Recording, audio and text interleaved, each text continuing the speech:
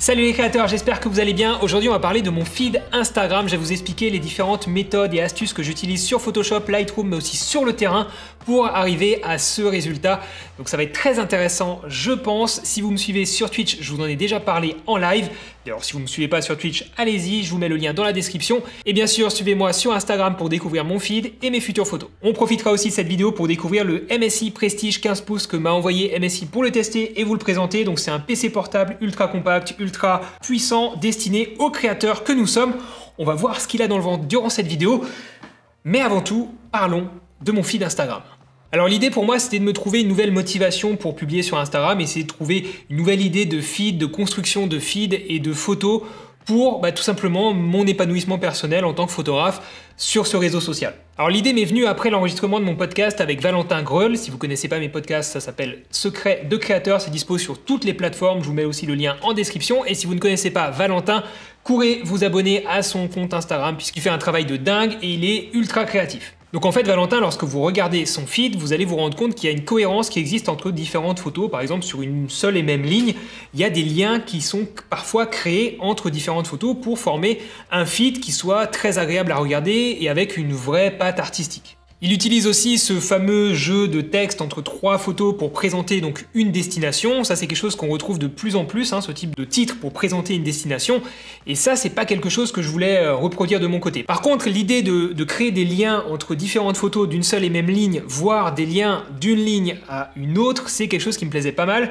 Mais je voulais essayer de le faire à ma façon et pousser peut-être le bouchon un petit peu plus loin. En fait je tenais vraiment à ce que lorsqu'on ouvre une de mes photos en grand sur Insta, qu'elle se suffise à elle-même, qu'elle fonctionne parfaitement et qu'on n'ait pas l'impression qu'elle fasse partie d'une composition globale. J'avais pas envie qu'on ait un texte coupé à l'intérieur qui fasse deviner en fait que la photo en elle-même, elle fonctionne pas vraiment, elle n'a pas trop d'intérêt, puisque c'est seulement lorsqu'on va regarder le feed dans son intégralité qu'elle va en fait prendre tout son sens. Donc première contrainte que je me suis imposée, c'était d'essayer au maximum de faire en sorte que chacune des photos fonctionne de façon individuelle et qu'on ne devine pas forcément qu'elle fait partie d'un ensemble, d'une composition globale. Deuxième contrainte, bien sûr, créer des liens entre différentes photos, alors pas forcément toutes, mais un minimum pour que ça se voit sur le feed, donc à travers soit un travail sur Photoshop, donc de retouche photo, soit directement sur le terrain, donc on va aussi en parler tout à l'heure, à travers donc la composition de chacune des photos et faire en sorte que les compositions fonctionnent entre elles, communiquent entre elles. Et forcément, troisième contrainte ici avec ce type de feed, ça va être de travailler sur des multiples de 3 en termes de nombre de photos pour tous les projets photos à venir, donc soit 3 photos, 6 photos, 9 photos, 12 photos, 15 photos, etc., etc. Forcément pour à chaque fois compléter une ligne entière. Alors, on va fonctionner en 3 étapes pour cette vidéo. Je vais déjà vous parler de l'aspect terrain, donc préparation des prises de vue et prise de vue sur le terrain. Ensuite, on va parler de l'aspect développement, tri des photos, sélection des photos sur Lightroom et donc synchronisation aussi des paramètres de développement sur Lightroom. Et enfin, troisième étape, on passera sur Photoshop pour créer donc la composition finale qui se retrouvera après sur Instagram. Donc, je vous montrerai les différents outils que j'utilise pour exporter les photos une à une, pour créer des liens entre les photos, pour les positionner de façon cohérente. Bref, on verra tout ça dans la troisième partie. Mais avant de commencer, je vais rapidement vous présenter du coup le MSI Prestige que j'utilise aujourd'hui. Alors vous connaissez sans doute déjà MSI, c'est un des 3 premiers constructeurs informatiques au monde et ils sont surtout connus pour leur PC gaming, vraiment typé gaming avec un design orienté gaming et des performances orientées pour les jeux vidéo. Mais de plus en plus, MSI s'oriente vers un nouveau marché qui est celui donc des créateurs de contenu que nous sommes et c'est vraiment une très bonne nouvelle puisqu'on se retrouve ici avec d'autres gammes qui sont plus sobres en termes de design et ça me correspond un petit peu plus. On est sur un PC portable qui se veut léger, compact, ultra transportable mais en même temps très performant et très séduisant.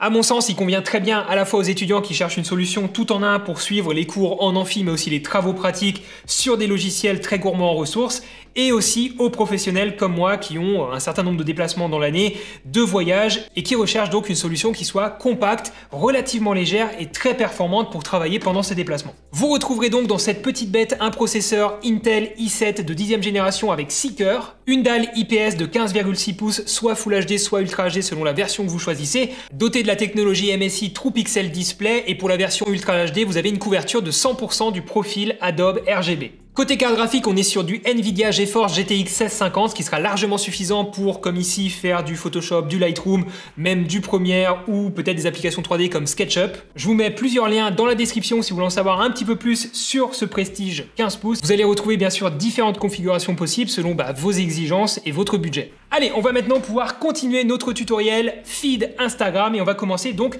par l'aspect prise de vue. Alors actuellement, j'ai 3 séries de photos qui sont donc dans cette logique-là sur mon feed Instagram. En fait, il s'agit de 3 randonnées que j'ai réalisées en Alsace dans les Vosges, les 2 premières avec Mylène, ma compagne, et la dernière qui a fait l'objet d'une vidéo un peu tutoriel, vlog sur mes techniques de prise de vue sur le terrain avec Anthony. Je vous mets ça dans une fiche et du coup, allez voir cette vidéo si c'est vraiment cet aspect terrain qui vous intéresse. Alors pour la première série de photos, clairement, je suis parti sur le terrain sans savoir que j'allais faire ça sur mon feed Instagram. J'avais pas encore eu l'idée, j'avais pas encore ce concept en tête et j'ai juste en fait réalisé des photos comme j'en avais envie. Donc quelque part, on peut déjà dire que vous n'avez pas forcément besoin de préparer de trop votre tournage. Moi, ça faisait aussi partie d'un impératif pour moi de pas devoir programmer, planifier toutes les photos que je vais faire, les imaginer à l'avance parce que ça allait être très compliqué selon le lieu où on va, on les connaît pas forcément, donc il y a beaucoup d'improvisation quand on fait de la photo, on n'a pas forcément fait de repérage avant et je sais très bien que ce sera toujours comme ça. Donc il fallait que je trouve des méthodes qui fonctionnent quasiment à chaque fois pour pouvoir avoir ce qu'il me faut lors du post-traitement pour réaliser mon feed. Ce qui veut dire déjà que vous pourrez tester dès la fin de cette vidéo cette méthode de composition de feed avec des photos qui sont déjà sur votre disque dur, des photos préexistantes puisque vous n'avez pas besoin d'un projet exprès pour. Alors bien sûr, c'est pas magique, ça va pas fonctionner à chaque fois et j'ai eu forcément un petit peu de chance. Alors c'est pas que de la chance non plus, c'est aussi le fait d'avoir beaucoup de photos. Plus vous aurez de photos, plus vous variez les compositions et les cadrages, plus vous aurez de chances que certaines photos fonctionnent ensemble. Pour le deuxième projet photo, j'avais cette fois l'expérience du premier, j'avais en tête mon idée de feed cette fois-ci, j'avais testé ça sur le premier projet photo sans avoir de photos dédiées, ça avait fonctionné. Par contre cette fois-ci, je me suis dit que j'allais essayer de réfléchir un petit peu plus mes photos pour chercher des combinaisons un petit peu plus travaillées. Mais encore une fois, là aussi, je ne connaissais pas le sentier, la randonnée ou les paysages que j'allais découvrir, donc j'ai improvisé sur le terrain, mais j'avais conscience cette fois-ci de ce que je voulais faire. J'ai trouvé ce spot qui n'est pas forcément plus intéressant que ça à la base, mais il y a quand même plein de troncs d'arbres au sol qui ont plein de matière cool, et du coup, pour une fois, j'aime me mettre en scène. Donc j'ai demandé à Mylène de faire cette photo et en fait je vais me positionner là-bas, vu que je suis habillé en jaune, on va bien me voir dans le paysage un peu verdâtre. Et je vais me servir de ce tronc d'arbre sur la droite de l'image pour peut-être faire une transition avec une autre photo, avec aussi un tronc d'arbre, mais cette fois-ci à gauche de l'image. Je ne sais pas si c'est bien clair ce que je suis en train de vous expliquer, mais ça va tout de suite vous parler pour en fait faire une jonction entre les deux photos grâce au tronc d'arbre. Donc on va essayer de faire ça. Et en fait quand il y a du soleil qui apparaît ici, à travers les feuillages, les arbres, on a des points de lumière dans le paysage et c'est super cool. Donc j'ai essayé de me positionner dans la lumière quand les nuages seront passés et qu'il y aura de nouveau du soleil. Et ça devrait faire une belle photo. Bon, du coup, j'ai trouvé un spot pour la photo d'après qui doit être raccord avec celle avec le bout de tronc d'arbre. J'ai trouvé ce bout d'arbre ici et j'ai placé le boîtier là. Donc j'ai des tendeurs. On me demande souvent pourquoi j'emmène des espèces de tendeurs sur mon sac à dos. En fait, on ne sait jamais à quoi s'attendre. Et là, typiquement, c'est très utile. Vous voyez que j'ai tout fixé à l'arbre. Voilà, comme ça le trépied, j'ai emmené un tout petit trépied de voyage, donc il n'est pas très lourd, il fait moins d'1 kg, donc il n'est pas forcément très stable et là il y a beaucoup de vent. Et grâce au tendeur, au moins je suis sécurisé. Donc là j'ai le boîtier. En termes de cadrage, du coup, je prends une partie du tronc et en haut là, je ne sais pas si vous voyez, ouais, vous le voyez, il y a une ruine de château. Du coup, moi je vais me positionner en haut et je devrais avoir ma photo raccord avec l'autre. En tout cas, ça devrait fonctionner un minimum. C'est toujours un mystère après, c'est la magie du montage sur l'ordi et c'est là qu'on découvre si on a bien bossé sur le terrain ou pas. En tout cas, c'est bien fun comme setup. Donc première technique ici, utiliser un élément du décor qui soit identique sur la photo 1 et la photo 2, donc ici en l'occurrence un tronc d'arbre, mais ça peut être un poteau ou autre chose, et ensuite passer ça sur Photoshop pour faire en sorte que la jonction entre ces deux éléments identiques ne se voit pas. On verra ça du coup un petit peu plus tard. Pour la dernière photo de cette première ligne, j'ai tout simplement aligné le tronc d'arbre incliné de droite de la deuxième photo avec la ligne de crête de cette dernière photo qui est du coup la première photo de la série. Allez, on passe au troisième projet photo. Cette fois-ci, je savais que j'allais faire pas mal d'images sur le terrain et surtout que je voulais faire ça encore une fois en post-traitement. Donc j'ai imaginé à l'avance certaines astuces et d'autres sur le terrain et je vais tout vous partager maintenant. La première chose, ça va être de penser à faire des photos en portrait. Et c'est vrai que quand on fait du paysage, en général, les photos de paysage, on les fait en paysage. Alors que faire des photos en portrait, ça va vous permettre, comme je l'ai fait, de réaliser une composition d'en bas à en haut ou d'en haut en bas, en tout cas des photos qui communiquent de haut en bas. Mais pour ça, ce qui est très important, c'est de faire en sorte que la photo d'en bas en elle-même soit intéressante et la photo d'en haut le soit aussi. Donc il faut trouver un élément du paysage où il y a quelque chose d'intéressant en haut et en bas. Et c'est pas ultra évident, par exemple la photo de mes pieds, elle est pas extraordinaire en soi, ça fonctionne, mais c'est pas la photo de l'année. Et la photo de ciel, c'est juste une photo d'un très beau coucher de soleil, mais c'est pas une photo exceptionnelle là non plus, donc j'ai juste rajouté un texte à l'intérieur pour situer le lieu et les coordonnées GPS, je trouvais ça sympa, et ça fait le job. Donc faites attention, les photos en portrait dans votre feed, ça fonctionne très bien, par contre, une fois divisé en deux en individuel, c'est tout de suite un petit peu plus compliqué pour obtenir quelque chose de pertinent. Ensuite, une autre astuce que j'ai utilisée, ça va être de jouer sur les flous d'arrière-plan ou de premier plan, donc de jouer sur votre profondeur de champ. Typiquement, un bon exemple ici, ça va être ces deux photos-là, qui sont prises à peu près au même endroit.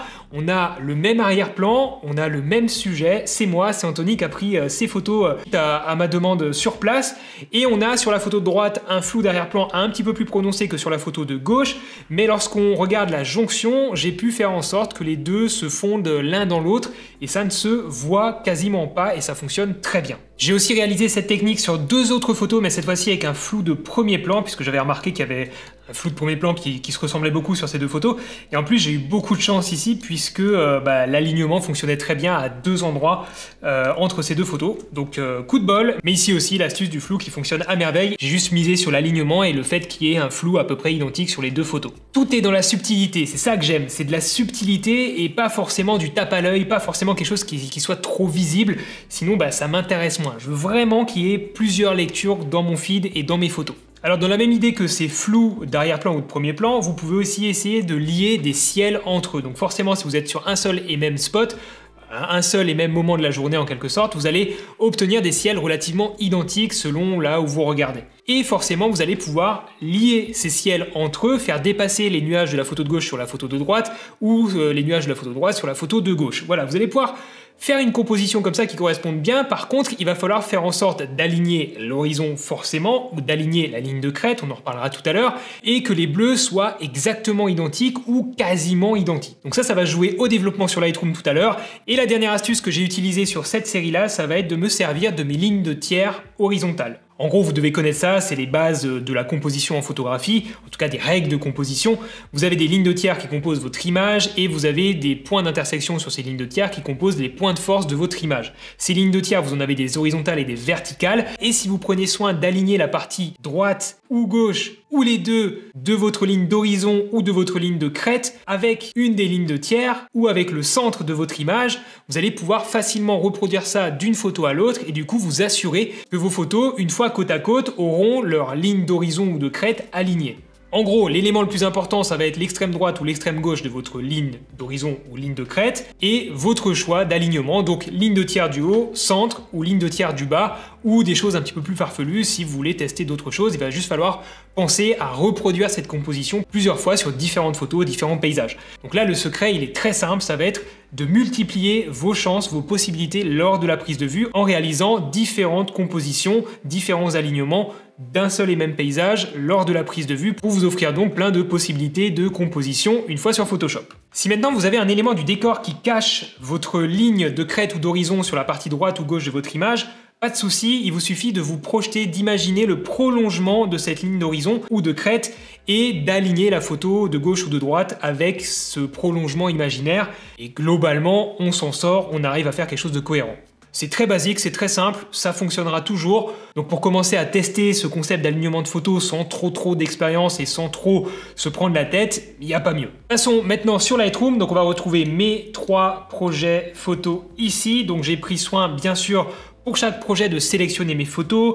D'ailleurs, j'en profite pour vous dire que j'ai sorti donc une formation complète sur Lightroom de A à Z. Si vous voulez découvrir Lightroom, que vous ne connaissez pas du tout Lightroom, je vous explique tout du début à la fin. Vous avez 99% du logiciel qui est dans cette formation. Donc même si vous connaissez déjà le logiciel, vous allez forcément apprendre des choses, rien que pour la gestion de la bibliothèque, pour sélectionner les photos, les trier, les organiser. Bref, tout est dans cette formation-là. Et tous les outils de développement, ils sont aussi les outils de base et les outils avancés. Je vous mets ça dans la description. Et si vous êtes arrivé jusqu'ici dans cette vidéo, et je referai ça à l'avenir dans d'autres vidéos, et ben je vous mets un code promo pendant 48 heures. C'est dans la description, c'est seulement pour vous parce que vous êtes arrivé jusqu'ici. Profitez-en, dépêchez-vous. Donc on va retrouver ici les photos que j'ai présélectionnées, donc avec le petit drapeau blanc, ici le marqueur, et ces différentes photos RAW, je les ai donc développées dans l'onglet développement. La seule chose donc vraiment importante ici à connaître sur Lightroom, au-delà de tous ces outils de développement pour trouver le style que vous voulez donner à votre photo, ça va être l'outil de synchronisation donc dans l'onglet développement. Pour ça, vous allez sélectionner une photo source, une photo de référence, donc la photo sur laquelle vous avez appliqué le développement que vous voulez reproduire, copier sur d'autres photos, donc vous la sélectionnez et ensuite vous allez sélectionner là où les photos que vous voulez synchroniser avec cette première photo. Donc une fois que vous avez fait vos sélections, vous appuyez sur synchroniser, une fenêtre s'ouvre, vous sélectionnez ce que vous souhaitez synchroniser, vous pouvez partir sur une base où vous sélectionnez tout, et ensuite vous allez décocher, à mon avis pratiquement tout le temps, le recadrage, puisque le recadrage est vraiment singulier d'une photo à l'autre. Vous allez aussi pouvoir désélectionner la suppression de défaut qui va sans doute changer d'une photo à l'autre, la transformation aussi qui va aussi varier d'une photo à l'autre, et la dernière chose ce sont les réglages locaux que vous allez aussi ajuster potentiellement d'une photo à l'autre. Une fois que c'est fait, vous appuyez sur synchroniser, alors je vais pas le faire parce que j'ai dû apporter d'autres modifications, mais vous appuyez sur synchroniser et toutes les photos que vous avez sélectionnées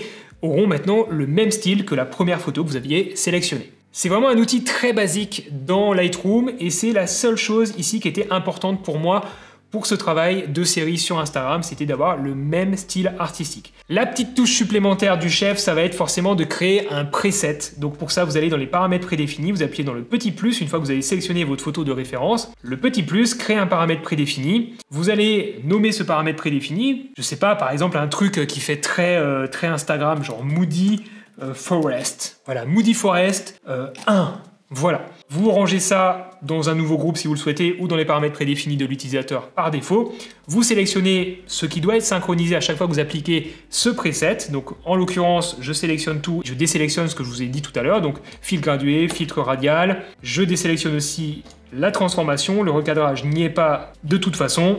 J'appuie sur créer et j'ai maintenant donc dans les paramètres prédéfinis un paramètre prédéfini ici de l'utilisateur qui s'appelle Moody Forest et lorsque je vais survoler une photo, alors je vais réinitialiser d'abord celle-ci, je survole et instantanément je vois une prévisualisation de mon preset. Je clique pour appliquer et j'ai mon preset qui est appliqué. Alors c'était pas la photo la plus pertinente pour l'exemple parce qu'elle est très fade, mais en gros vous avez compris l'idée. Ce qui était très important aussi dans cette série-là, c'était d'avoir ma veste rouge qui soit identique, enfin que le rouge soit identique d'une photo à l'autre. Donc pour ça, vous allez ici dans le mode vue de référence, RA, vous avez une référence à gauche et une photo active à droite. Par exemple, imaginons que c'est cette photo qui soit la photo de référence, vous faites un clic gauche glisser à gauche, comme ceci, elle devient photo de référence. Vous faites un clic gauche glissé sur la photo active, qui doit être donc la photo à modifier, et vous pouvez donc maintenant comparer les deux, votre référence à gauche, la photo active qui va être affectée par vos modifications de développement à droite. Place maintenant à Photoshop, donc j'ai mes trois projets qui sont ouverts, le premier, le deuxième et le troisième. Je vais pas vous les détailler tous un à un parce que ce serait un petit peu trop long. On va juste essayer de recréer de façon très rapide et très simplifiée le premier d'entre eux.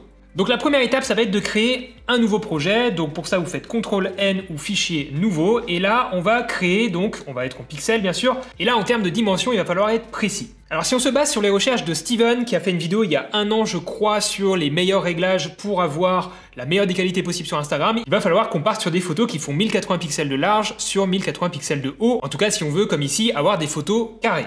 Donc, de base, on a une largeur de 1080 pixels et une hauteur de 1080 pixels. En termes de définition, on peut partir sur 72 ppp, ça suffira largement ici pour Instagram. Pour la profondeur de couleur, on va rester sur 8 bits.